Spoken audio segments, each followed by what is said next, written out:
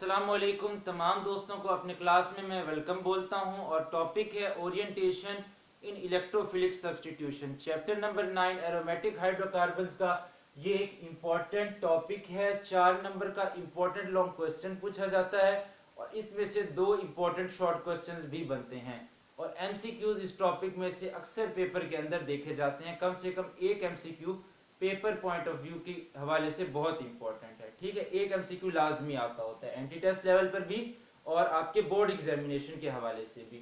अच्छा, electrophilic substitution का मतलब आप समझते हो कि बेंजीन रिंग है, बेंजीन रिंग है, ठीक है, यहां से एक हाइड्रोजन निकलता है किसी भी पोजीशन से और आकर के एक इलेक्ट्रोफाइल ई पॉजिटिव लग जाता है।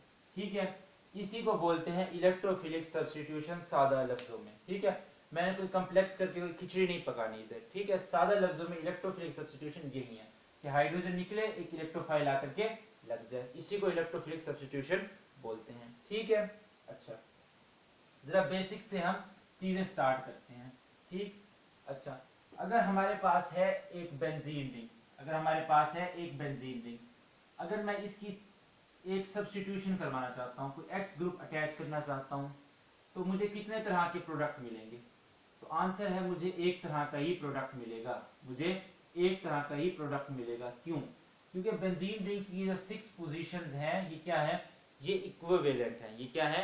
इक्विवेलेंट है। क्या है? इक्विवेलेंट। ये एक्स ग्रुप यहाँ लग जाए, यहाँ लग जाए, यहाँ लग जाए, यहाँ यहाँ या यहाँ लग जाए, बात एक ही है, कोई डिफरेंस क्रिएट नहीं होगा। क्लियर हो गई मेरी बात? हाँ, अगर यहां पर कोई ग्रुप एक्स लगा है, यहां पर कोई ग्रुप एक्स पहले से लगा है, ठीक है, ये ग्रुप यहां लग जाए या फिर ये ग्रुप इधर लग जाए, ठीक है, कोई मसला नहीं है, एक ही चीजें हैं दोनों। अच्छा, कहीं भी यहां लग जाए, इधर इधर इधर कहीं भी लगा दो, एक ही बात है। अच्छा, यहां पर एक ग्रुप पहले से लगा हुआ है एक्स, मैं एक और ग्रुप इसके अंदर इंट्रोड्यूस करवाना चाहता हूं, दूसरा ग्रुप मैंने इंट्रोड्यूस करवाया। अच्छा, अब क्या सिचुएशन है कि यहाँ पर एक ग्रुप एक्स पहले से लगा है, ठीक है, आने वाला ग्रुप इधर भी जा सकता है, इधर भी जा सकता है, इधर भी जा सकता है, इधर भी, इधर भी। अच्छा, ये माना कि ये ग्रुप किसी एक पोजीशन पर आकर के लग गया। अच्छा, अगर ये ग्रुप इस पोजीशन पर लगता तो क्या वही कंपाउंड होता या कोई और कंपाउंड होता? लगा करके देखते हैं। ठीक है, लगा करके देखते हैं। यहाँ पर x, यहाँ पर y। अच्छा, ये कंपाउंड और है, ये कंपाउंड और है। ठीक है, क्यों? यहाँ पर x और y के दरमियान किसी पोजीशन का फर्क नहीं था, x और y के दरमियान एक इस कॉर्नर का फर्क मौजूद है। ठीक है, अच्छा, अगर ये y जो है इधर लग जाता तो क्या तब भी कोई पॉसिबिलिटी हो सकती थी नए कंपाउंड की? लगा करके देखते हैं, लगा करके देखते हैं। अच्छा, यहाँ पर ये x और यहाँ पर हमने क्या लगा दिया? y। अब देखो x और y के दरमियान कितने कॉर्नर्स का फर्क है? 2 कॉर्नर्स का फर्क है, तो ये एक तीसरा कंपाउंड बन गया। अच्छा, अगर मैं इस y को, अगर ये y इधर लग जाता तो क्या कोई और कंपाउंड बनता? लगा करके देखते हैं, फिर कोई फैसला करेंगे। अच्छा, यहाँ पर ये x है, मैंने यहाँ पर y लगाया, देखो x और y के दरमियान कितनी पोजीशन का फर्क है? सिर्फ एक पोजीशन का फर्क, तो ये कंपाउंड और ये कंपाउंड तो है एक ही। ठीक हो गया, तो ये कोई और नया कंपाउंड नहीं बन सका हमसे। अच्छा, ये बाय ग्रुप आने वाला इधर भी लग सकता था। अच्छा, देखते हैं, लगा करके चेक करते हैं कोई नया कंपाउंड बनता है कि नहीं। यहाँ पर x, यहाँ पर y। अच्छा, देखो x और y के दरमियान कोई पोजीशन खाली नहीं है, x और y के दरमियान कोई जगह खाली नहीं है, तो ये और ये कंपाउंड तो एक ही है, कोई हमने और कंपाउंड नहीं बनाया। ठीक हो गया, ओके। अच्छा, ये देखो, अगर यहाँ पर पहले से कोई ग्रुप X लगा हुआ हो, बेंजीन रिंग पर कोई ग्रुप पहले से ही X लगा हुआ हो, तो इस ग्रुप के रिस्पेक्ट में, इस ग्रुप के रेफरेंस में ये वाली जो पोजीशन होती है इसे बोलते हैं ऑर्थो, यानी ग्रुप के साथ वाली पोजीशन को क्या बोलते हैं? ऑर्थो। उसके बाद वाली पोजीशन को हम बोलते हैं पैरा, उसके बाद वाली पोजीशन को हम बोलते हैं पैरा। अच्छा, ओ सॉरी, ऑर्थो के बाद हम इस साथ वाली को बोलते हैं Meta, sorry sorry really sorry, साथ वाली को हम बोलते हैं मेटा। अच्छा, और ये वाली जो होती है इसको हम बोलते हैं पैरा। सिमिलरली यहाँ से साथ वाली को ऑर्थो, क्या ऑर्थो, इस वाली को मेटा, और ये वाली जो है इसे पैरा बोलते हैं। ठीक है, तो यहाँ पर देखो वाई ग्रुप ऑर्थो पोजीशन पर लगा, मेटा पोजीशन पर लगा, पैरा पोजीशन पर लगा। क्लियर है? तो बेंजीन जो है सिर्फ एक मोनो सब्स्टिट्यूटेड प्रोडक्ट देती है, लेकिन बेंजीन जो है 3 डाई सब्स्टिट्यूटेड प्रोडक्ट देती है। ऑर्थो पर भी जा सकता है, मेटा पर भी जा सकता है, पैरा पर भी हमारा ग्रुप जा सकता है। इतनी बातें क्लियर हो गई? इतनी बातें क्लियर हैं? अच्छा, अब हमें कुछ जरा कैलकुलेशंस करनी है, कुछ हमें कैलकुलेशन करनी है, देखते हैं। अच्छा, अब हमें देखना है कि ये प्रोडक्ट कितने परसेंट बनेगा, ये प्रोडक्ट कितने परसेंट बनेगा, ये प्रोडक्ट कितने परसेंट बनेगा। ठीक है, अब अगर देखो तो एक पहले ये मोनो सब्स्टिट्यूटेड बेंजीन है हमारे पास। ठीक है, इसके अंदर 2 ऑर्थो पोजीशन है, ऑर्थो पोजीशन है। अच्छा, ये भी ऑर्थो है, ये हमारे पास ये मेटा पोजीशन है, ये हमारे पास मेटा पोजीशन है, ये हमारे पास पैरा पोजीशन है। ठीक है, तो हमारे पास 5 वैकेंसीज खाली हैं, 5 वैकेंसीज खाली हैं, एक ये, एक ये, एक ये, एक ये और एक ये। ठीक है, अच्छा, और टोटल हमारे पास परसेंटेज चांसेस हैं 100%। तो 20% चांस है कि हमारा वाई ग्रुप इस पोजीशन पर आए, 20% चांस है कि हमारा वाई ग्रुप इस पोजीशन पर आए। अच्छा, 20% पोजीशन है, चांस है कि हमारा वाई ग्रुप इस पोजीशन पर आए, 20% इस पोजीशन पर आने का चांस है और 20% इस पोजीशन पर। ठीक है, तो ऑर्थो पर आने का टोटल चांस कितना हो गया? ऑर्थो पोजीशन 2 है ना, ऑर्थो पर आने का टोटल चांस कितना हो गया? 40। कितना हो गया? 40%। कितना हो गया? 40% ऑर्थो पर आने का। अच्छा, इसी तरीके से मेटा पोजीशंस भी 2 हैं, तो 20 + 20 40। मेटा पोजीशन पर आने का चांस भी कितना हो गया? 40%। अच्छा, पैरा पोजीशन सिर्फ एक ही है, ये पैरा पोजीशन सिर्फ ये है, एक ही है, तो पैरा पोजीशन पर आने का चांस कितना है? 20%। ठीक है, तो यानी कि अगर किसी मोनो सब्स्टिट्यूटेड बेंजीन के साथ एक और ग्रुप हम लगाते हैं तो 40% चांस है कि वो ऑर्थो पर जाए, 40% चांस है कि मेटा पर जाए और 20% चांस है कि वो कहाँ जाए? पैरा पर जाए। ये हमारी कैलकुलेशंस हैं, ये हमारी कैलकुलेशंस हैं, ये हम सोचा है ये हमने। लेकिन रियलिटी में ऐसा नहीं होता, रियलिटी में ऐसा नहीं होता। तो कैसा होता है वो हमने अभी समझना है और वहां से हमारा मेन टॉपिक स्टार्ट होगा। ये मैं बेसिक्स बना रहा था तुम्हारी, ये बेसिक्स क्लियर हो गई हैं अच्छे से? अच्छा, हमारा मानना है कि 40% ऑर्थो वाला प्रोडक्ट बनेगा, 40% मेटा वाला, 20% पैरा वाला, लेकिन ऐसा नहीं होता रियलिटी में। ठीक है, देखो हमने एक्सपेरिमेंट करके देखा, हमने एक्सपेरिमेंट करके देखा कि क्या सिचुएशन हमें मिली। यहाँ पर हमने NO2 लगा रखा था, पहले से हमने यहाँ पर NO2 लगा रखा था, हमने इसकी इलेक्ट्रोफिलिक सब्स्टिट्यूशन के जरिए से हैलोजिनेशन करवाई, इलेक्ट्रोफिलिक सब्स्टिट्यूशन के जरिए से हैलोजिनेशन करवाई in the presence of FeCl3। ठीक है, तो होना तो ये चाहिए था कि 40% मेटा वाला प्रोडक्ट बने, 40% ऑर्थो वाला और 20% पैरा वाला। ठीक है, लेकिन हमने क्या देखा, हमने क्या देखा रियलिटी में, हमने क्या देखा, यहाँ पर NO2 रहा और 100% मेटा वाला प्रोडक्ट बन गया, 100% मेटा वाला प्रोडक्ट बन गया। ये क्लोरीन ग्रुप इधर ऑर्थो पर और पैरा पर जा ही नहीं रहा। अच्छा, क्यों ऐसे हो रहा है? इसका अभी जवाब मिलेगा थोड़ी देर तक, क्यों हो रहा है। अभी तो फिलहाल देखो कि ये एक्सपेरिमेंट के जरिए हमें ये सूरत हाल नजर है। अच्छा, ये रिएक्शन हुआ कैसे? यहाँ पर एक हाइड्रोजन था, ये हाइड्रोजन इधर से निकला, एक क्लोरीन यहाँ से मिला, ये HCl बन गया। ठीक है, यहाँ से एक क्लोरीन इधर आकर के लग गया, क्लोरीन इधर आकर के लग गया, इसका नाम है नाइट्रोबेंजीन, नाइट्रोबेंजीन। और ये है हमारे पास meta chloro nitrobenzene, meta chloro nitrobenzene. ठीक है, मेटा क्लोरो नाइट्रोबेंजीन। ठीक है, मेटा पोजीशन पर क्लोरीन है। ठीक है, मेटा क्लोरो नाइट्रोबेंजीन। अच्छा, बोर्ड में एक शॉर्ट क्वेश्चन आता है, important short, convert benzene into Meta chloro nitrobenzene. ठीक है, मेटा क्लोरो नाइट्रोबेंजीन। तो देखो कैसे कन्वर्ट करोगे, ये बेंजीन है, ये बेंजीन है, प्लस HNO3, HNO3 के प्रेजेंस में H2SO4 और 50 से 55 डिग्री सेल्सियस पर इसको हीट करोगे तो आपको नाइट्रोबेंजीन मिल जाएगा। ये रिएक्शन मैंने पढ़ाया हुआ है। ठीक है, और साथ वाटर बनेगा H2O। क्लियर है? ठीक है, पहले ये रिएक्शन होगा, आप नाइट्रोबेंजीन बना लोगे। ठीक है, या आप इस रिएक्शन के अकॉर्डिंग अगर चलना चाहो तो NO2 ग्रुप इधर लगा लेना, NO2 ग्रुप इधर लगा लेना। ठीक है, उसके बाद Cl2 ऐड करना in the presence of FeCl3 तो मेटा क्लोरो नाइट्रोबेंजीन तैयार कर लेना। बोर्ड का शॉर्ट क्वेश्चन है, इंपॉर्टेंट है। अच्छा 2 नंबर के लिए पूछता है, ठीक हो गया। अच्छा हमने एक्सपेरिमेंट करके देखा, जब नाइट्रोबेंजीन के अंदर Cl2 डाला, इलेक्ट्रोफिलिक सब्स्टिट्यूशन करवाने की कोशिश की तो हमें 100% मेटा वाला प्रोडक्ट मिला, पैरा वाला नहीं मिला, ऑर्थो वाला नहीं मिला। क्या वजह है देखेंगे अभी थोड़ी देर तक। अच्छा हमने एक और एक्सपेरिमेंट करवाया, हमने एक और एक्सपेरिमेंट किया। अच्छा इस दफा एक्सपेरिमेंट में क्या किया, हमने क्लोरीन ले लिया, क्लोरोबेंजीन ले लिया। क्या लिया, क्लोरोबेंजीन लिया, ठीक है।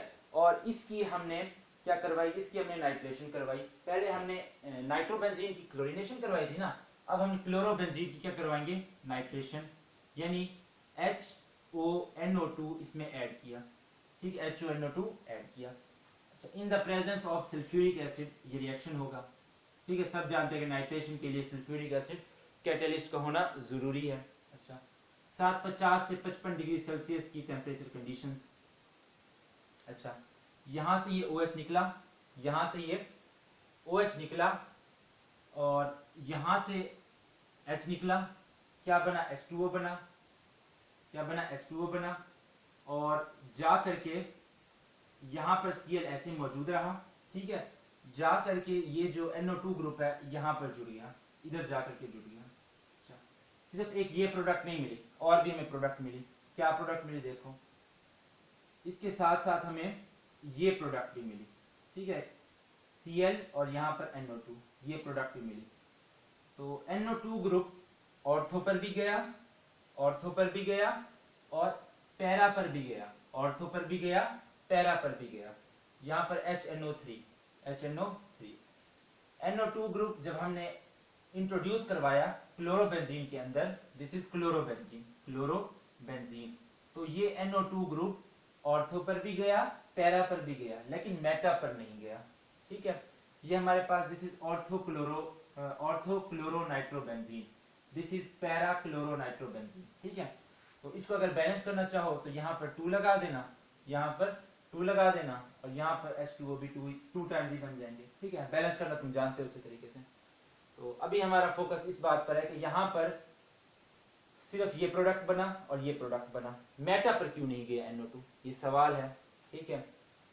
ये हमारे 2 एक्सपेरिमेंट्स थे। तो अब हमने सोचने पर मजबूर हो गए कि ऐसा क्यों हो रहा है। तो इसका आंसर मिला कि जो ग्रुप पहले से प्रेजेंट होता है, जो ग्रुप पहले से प्रेजेंट होता है वो आने वाले दूसरे ग्रुप की पोजीशन को डिटरमिन करता है, वो आने वाली दूसरे ग्रुप की पोजीशन को डिटरमिन करता है।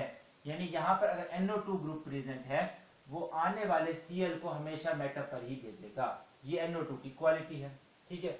और ऐसे ग्रुप को हम बोलते हैं मेटा डायरेक्टिंग ग्रुप। क्या, जो आने वाले ग्रुप को मेटा पोजीशन पर भेजे उसे मेटा डायरेक्टिंग ग्रुप बोलते हैं। अच्छा और ये क्लोरीन जो है ये एक ऐसा ग्रुप है जो आने वाले दूसरे ग्रुप को ऑर्थो और पैरा की तरफ भेज देता है। तो ऐसे ग्रुप को हम बोलते हैं ortho and para directing groups, ठीक है। तो यानी कि समराइज करके अगर इसको बोला जाए तो ये कि नया दूसरा ग्रुप कहां पर आएगा, दूसरा ग्रुप किस पोजीशन पर जाएगा, ऑर्थो पर जाएगा, मेटा पर जाएगा या पैरा पर जाएगा, ये इस बात पर डिपेंड करता है कि बेंजीन रिंग के साथ उससे पहले कौन सा ग्रुप लगा हुआ है, ठीक है। लाइक अगर NO2 ग्रुप रहेगा तो आने वाला नया ग्रुप मेटा पोजीशन पर जाएगा, अगर Cl ग्रुप रहेगा तो आने वाला नया ग्रुप ऑर्थो और पैरा पर जाएगा। तो हमने इन ग्रुप्स को 2 हिस्सों में डिवाइड कर लिया, ortho and para directing group, ortho and para directing group, para directing group, ठीक है। और अगला है Meta directing group. Meta directing group एक इंपॉर्टेंट शॉर्ट क्वेश्चन है, बहुत इंपॉर्टेंट, मेटा डायरेक्टिंग ग्रुप, ठीक है। 2 हिस्सों में डिवाइड कर दिया। अच्छा अब सवाल ये पैदा होता है कि NO2 में ऐसी क्या खास बात है जो आने वाले ग्रुप को ये मेटा पोजीशन पर भेज रहा है, और Cl के अंदर ऐसी क्या खास बात है जो आने वाले नए ग्रुप को ऑर्थो और पैरा पर भेज रहा है, ठीक है।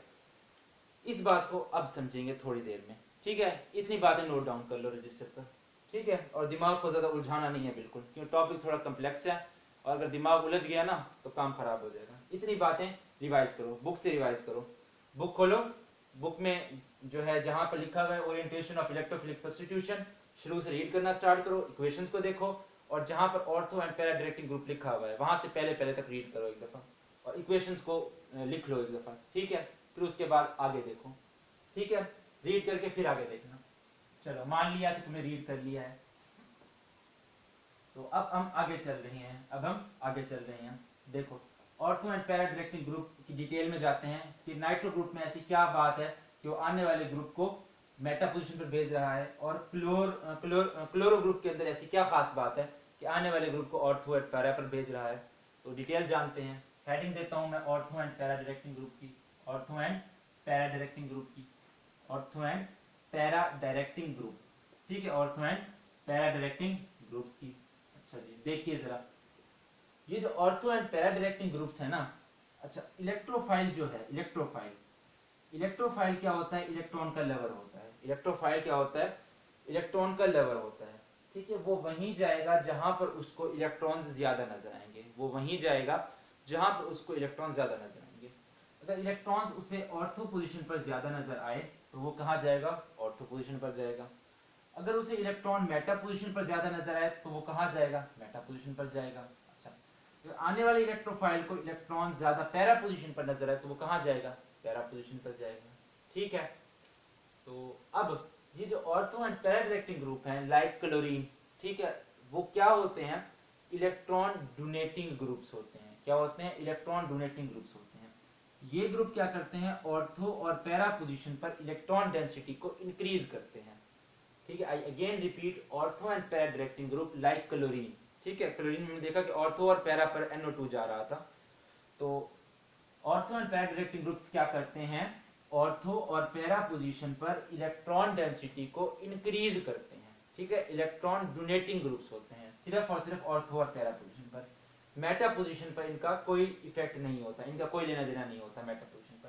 तो मैं लिखता हूं कि these groups are electron donating groups, these groups are electron donating groups, electron donating groups, electron donating groups, ठीक है। दूसरा पॉइंट मैं लिखता हूं कि these groups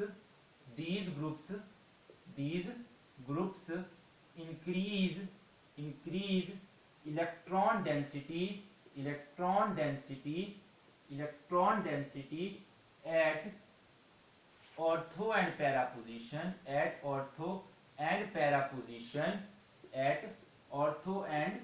position, ठीक है। अगला पॉइंट मैं लिखता हूं, they don't have any effect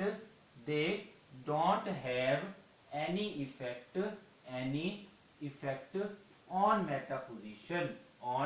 meta position पर इनका कोई इफेक्ट नहीं होता। तो होता क्या है, due to high electron density, क्योंकि ऑर्थो और पैरा पर ये इलेक्ट्रॉन डेंसिटी बढ़ा रहे हैं, तो इलेक्ट्रॉन डेंसिटी अगर ऑर्थो और पैरा पर बढ़ गई है तो आने वाला इलेक्ट्रोफाइल इलेक्ट्रॉन डेंसिटी देखेगा कि ज्यादा है ऑर्थो और पैरा पर, तो वो कहां भागेगा, ऑर्थो और पैरा की तरफ। तो मैं लिखता हूं कि due to high electron density at ortho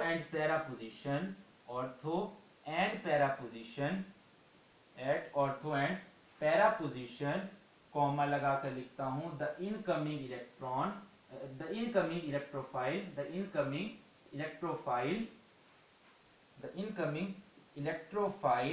is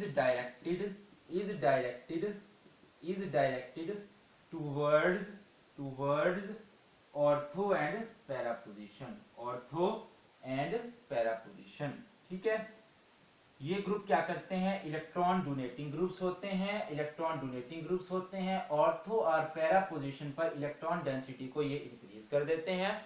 आने वाला इलेक्ट्रोफाइल देखता है कि ऑर्थो और पैरा पोजीशन पर इलेक्ट्रॉन डेंसिटी है ज्यादा, तो वो इलेक्ट्रॉन डेंसिटी ज्यादा देखते हुए ऑर्थो और पैरा पोजीशन की तरफ चला जाता है। सिमिलर केस यही है कि क्लोरोबेंजीन क्या करता है, इसके अंदर जो क्लोरीन है वो ऑर्थो और पैरा पोजीशन पर इलेक्ट्रॉन डेंसिटी इंक्रीज करता है, तो आने वाला इलेक्ट्रोफाइल कहां चला जाता है, ऑर्थो और पैरा पोजीशन पर चला जाता है। क्लियर है ये बातें, क्लियर हैं, ओके। ये सारे इलेक्ट्रॉन डोनेटिंग ग्रुप्स हैं, ऑर्थो और पैरा पोजीशन पर इलेक्ट्रॉन डेंसिटी को बढ़ा देते हैं। इलेक्ट्रॉन डेंसिटी क्योंकि ऑर्थो और पैरा पोजीशन पर बढ़ जाती है तो आने वाला इलेक्ट्रोफाइल कहां चला जाता है, ऑर्थो और पैरा पोजीशन पर। ये मेटा पोजीशन पर इनका कोई इफेक्ट नहीं होता, मेटा पोजीशन पर इनका कोई इफेक्ट नहीं होता। अच्छा, और एग्जांपल देखते हैं, एक और एग्जांपल ऑर्थो और पैरा ग्रुप की। यहाँ पर है CH3, इसकी मैं नाइट्रेशन करवाता हूँ HNO3, ठीक है। ये कैसे पता चलेगा कि कौन सा ग्रुप ऑर्थो और पैरा ग्रुप है? तो वैसे पता करने के लिए तो इसके लिए हमें एक अलग लेक्चर बनाना पड़ेगा, ठीक है। मैं कुछ ग्रुप्स के नाम लिखवा दूंगा, तुम उनको याद करोगे और सिर्फ वही ऑर्थो और पैरा डायरेक्टिंग ग्रुप्स तुमसे एग्जाम में पूछे जाएंगे, ठीक है। अभी फिलहाल मैं बता रहा हूँ कि CH3 एक ऑर्थो और पैरा डायरेक्टिंग ग्रुप है, ठीक है। इसकी हम नाइट्रेशन करवाना चाहते हैं in the presence of HNO3 और कैटलिस्ट के तौर पर हम यूज करेंगे H2SO4 और टेम्परेचर इसके लिए तकरीबन 30 से 40 डिग्री सेल्सियस हमें रखना पड़ेगा, 30 से 40 डिग्री सेल्सियस रखना पड़ेगा। जरा कंसंट्रेशन थोड़ी लो है HNO3 की, ठीक है, कंसंट्रेशन थोड़ी लो है HNO3 की। तो जो प्रोडक्ट हमें मिलेंगी पॉसिबल प्रोडक्ट वो यहाँ पर CH3, यहाँ पर इधर CH3 और यहाँ पर NO2, ठीक है, ऑर्थो पर भेज दिया। दिस इज ऑर्थोनाइट्रोटोलीन, दिस इज ऑर्थोनाइट्रोटोलीन, ठीक है। और दूसरा प्रोडक्ट हमें मिलेगा यहाँ पर ऐसे CH3 और पैरा पर NO2, दिस इज पैरानाइट्रोटोलीन, और साथ H2O भी बनेगा क्योंकि यहाँ से हाइड्रोजन निकलेगा, यहाँ से OH निकलेगा, साथ H2O भी बनेंगे, ठीक है। अच्छा, ये प्रोडक्ट 2 टाइम बन रहा है तो इसे हमें 2 टाइम लेना पड़ेगा, इसको भी हमें 2 टाइम लेना पड़ेगा और यहाँ पर वाटर भी 2 टाइम बनेगा, ठीक है।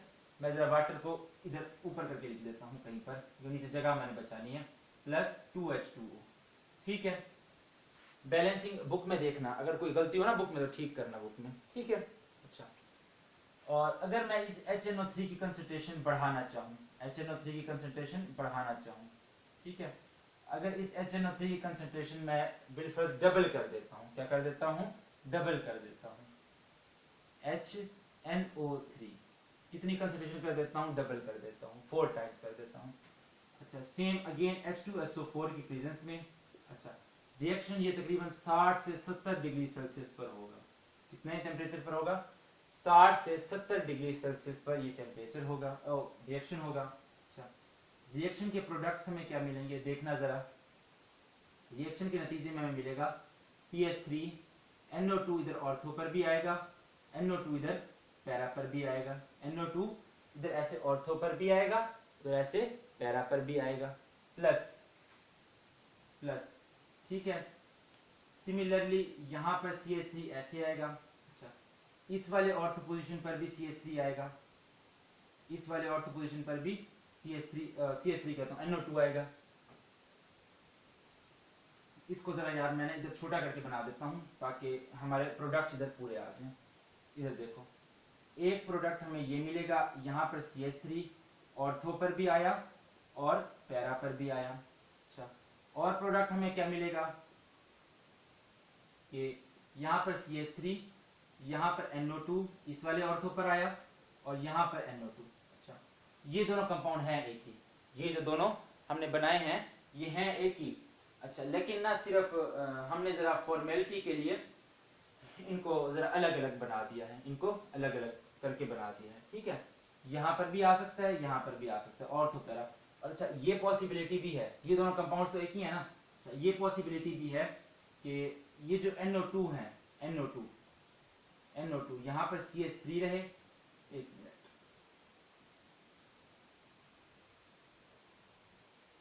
यहाँ पर ऐसे CH3 रहे और जो NO2 है ये प्रोडक्ट में मिल सकती है कि पैरा पर ना जाएं, सिर्फ 2 ऑर्थो पर ही चले जाएं, ठीक है। अच्छा, जब हम हायर कंसंट्रेशन यूज करेंगे तो एक प्रोडक्ट हमें ये मिल सकती है, एक ऑर्थो पर एक पैरा पर चला जाए, ठीक है, या फिर इस ऑर्थो और इस पैरा पर चला जाए, ठीक है। ऑर्थो और पैरा पर जाएगा तो एक ही प्रोडक्ट है, एक ही चीज है। अच्छा, ये पॉसिबिलिटी हमें मिल सकती है कि सिर्फ ऑर्थो पोजीशन पर चला जाए, पैरा पोजीशन पर ना जाए, ये पॉसिबिलिटी है, ठीक है।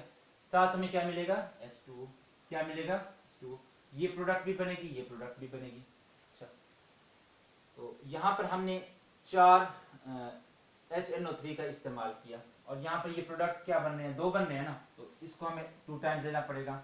और वाटर इधर कितना बनेगा, 4 HNO3 इस्तेमाल किया, 4 हाइड्रोजन निकलेंगे, तो यहाँ पर 4 H2O बनेंगे। क्लियर है बात, क्लियर है।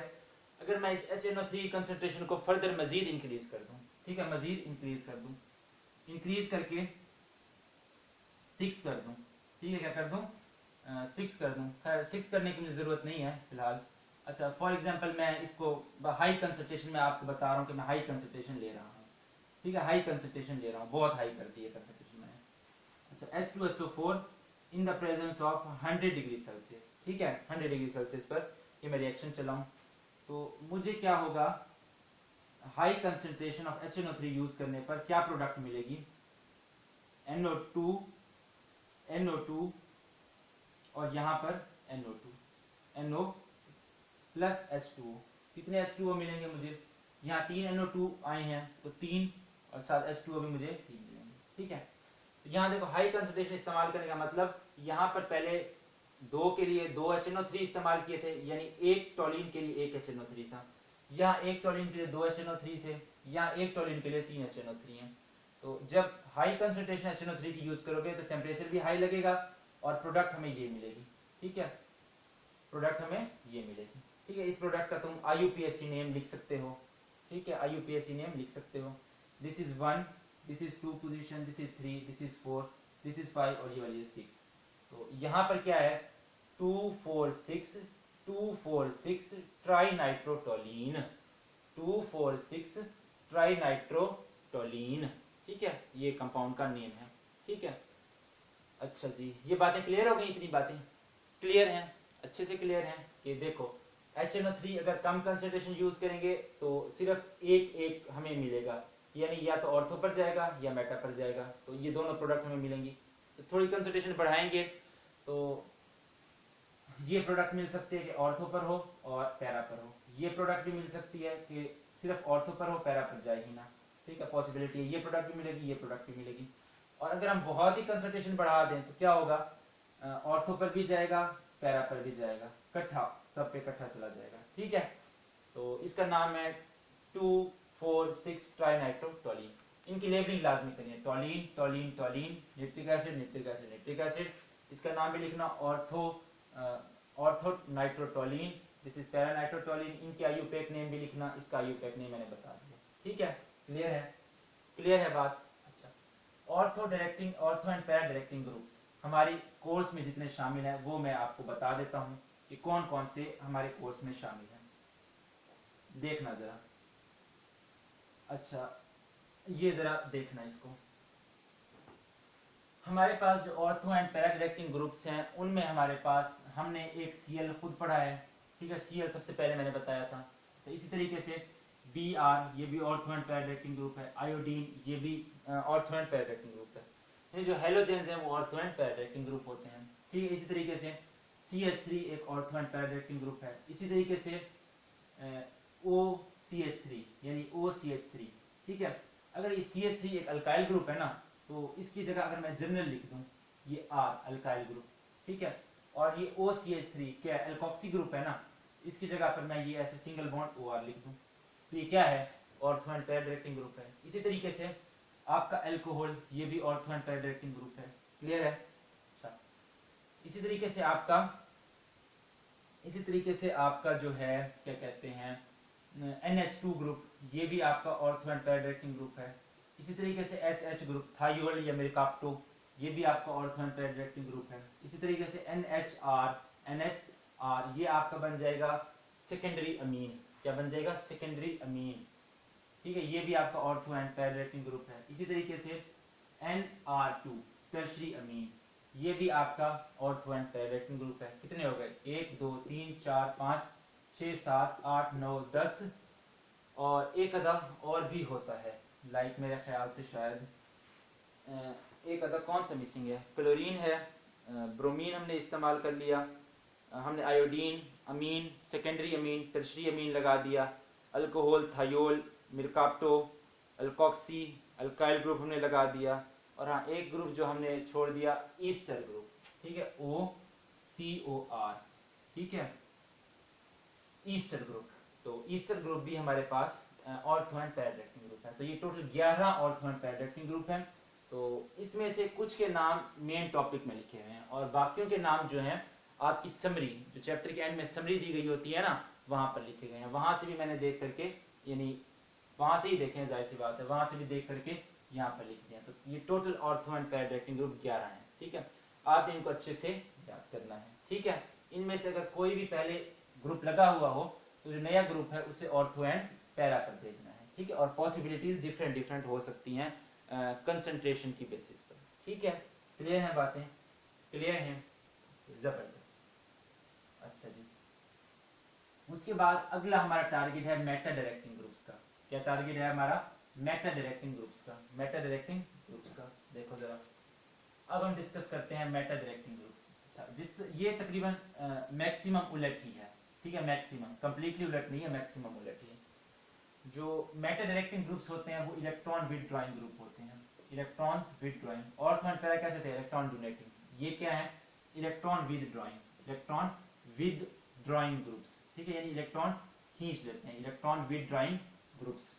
ठीक है, इलेक्ट्रॉन विथड्रॉइंग ग्रुप्स होते हैं। ठीक है, अच्छा, और ये जो ग्रुप्स होते हैं ये दे डिक्रीज ये ऑर्थो एंड पैरा पोजीशन पर इलेक्ट्रॉन डेंसिटी को डिक्रीज कर देते हैं, कम कर देते हैं। ठीक है, they decrease electron density at ortho and para position, eight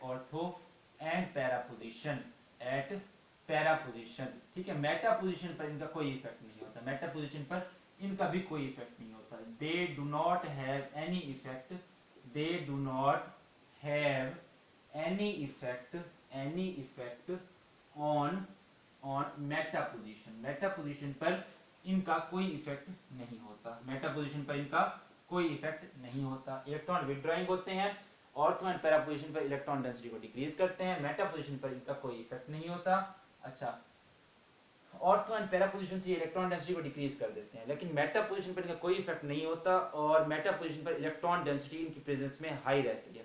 तो आने वाला इलेक्ट्रॉन देखता है कि ऑर्थो और पैरा पर तो इलेक्ट्रॉन डेंसिटी कम है, मेटा पर इलेक्ट्रॉन डेंसिटी ज्यादा है। तो as a result incoming electrophile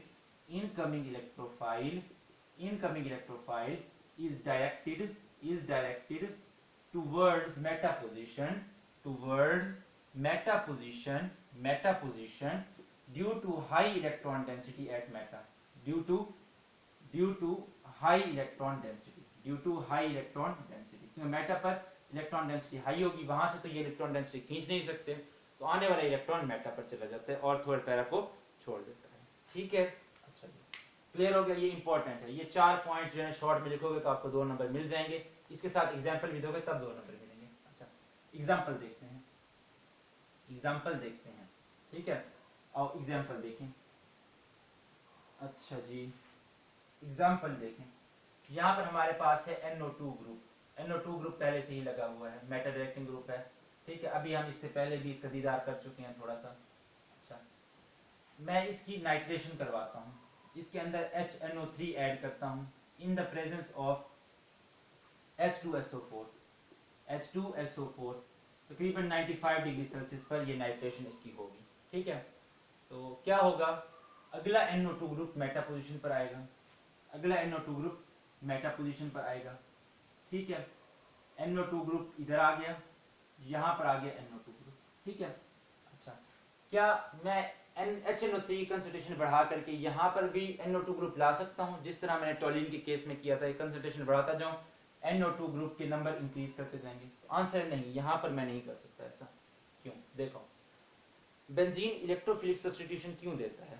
सवाल, बेंजीन इलेक्ट्रोफिलिक सब्स्टिट्यूशन क्यों देता है? क्यों? क्योंकि बेंजीन के पास इलेक्ट्रॉन डेंसिटी है, इलेक्ट्रोफाइल बेंजीन पर क्यों अटैक करता है? क्योंकि वहां देखता है उसके पास इलेक्ट्रॉन्स हैं। क्या देखता है? उसके पास इलेक्ट्रॉन्स देखता है। ठीक है, अब ये तो है इलेक्ट्रॉन विथड्रॉइंग ग्रुप्स, इलेक्ट्रॉन खींचते हैं। ठीक है, तो यकीनन इलेक्ट्रॉन डेंसिटी बेंजीन के अंदर क्या हो जाएगी? कम। जब बेंजीन के अंदर इलेक्ट्रॉन डेंसिटी कम हो जाएगी तो क्या आने वाला इलेक्ट्रोफाइल बेंजीन पर अटैक करना चाहेगा?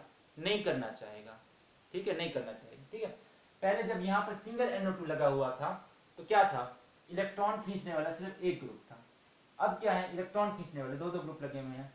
तो बेंजीन रिंग के अंदर इलेक्ट्रॉन डेंसिटी इतनी डिक्रीज हो जाएगी कि कि NO2 ग्रुप अगर इसके करीब आएगा भी सही तो वो उसके अंदर नहीं जाना चाहेगा, बेंजीन का हिस्सा नहीं बनना चाहेगा, तो इसके पास इलेक्ट्रॉन डेंसिटी काफी कम हो चुकी होगी और इसकी रिएक्टिविटी भी कम हो गई होगी।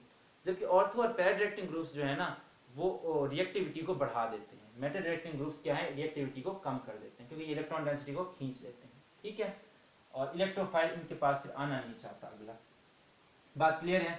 अच्छा, कुछ मेटा डायरेक्टिंग ग्रुप्स मैं लिख देता हूँ इधर, कार्बोक्सिलिक एसिड्स, अच्छा cyanide, aldehyde, aldehyde, ketone, ketone, अच्छा इसी तरीके से क्वाटर्नरी अमीन NR3 पॉजिटिव और यहाँ से वैलेंसी खाली, aldehyde, carboxylic acid, aldehyde, cyanide, ketone, quaternary amine, अच्छा इसी तरीके से NO2 ग्रुप आपका और इसी तरीके से आपका CCl3 ग्रुप। ठीक है, 1 2 3 4 5 6 7, ये 7 ग्रुप्स जो हैं ये मेटा डायरेक्टिंग ग्रुप्स हैं और ये आपके सिलेबस का हिस्सा हैं। ठीक है, तो इनको आपने याद रखना है कि इनमें से अगर कोई ग्रुप पहले बेंजीन पर लगा हो तो आने वाला इलेक्ट्रोफाइल कहाँ जाएगा, मेटा पोजीशन पर जाएगा। ठीक है, इस टॉपिक में से 2 शॉर्ट क्वेश्चन इंपॉर्टेंट है। How you can prepare meta chloronitrotoluene from benzene, एक ये, और दूसरा what are meta directing groups, ये बहुत पूछे जाते हैं बोर्ड में और एज सच लॉन्ग क्वेश्चन भी ये इंपॉर्टेंट है। क्लियर है मेरी बातें? ठीक है, होप सो। इसकी प्रैक्टिस एक दफ़ा लाजमी करना, अभी सुन करके इसे याद ज़रूर करना। ठीक है, फिर मिलते हैं हम अगले क्लास में।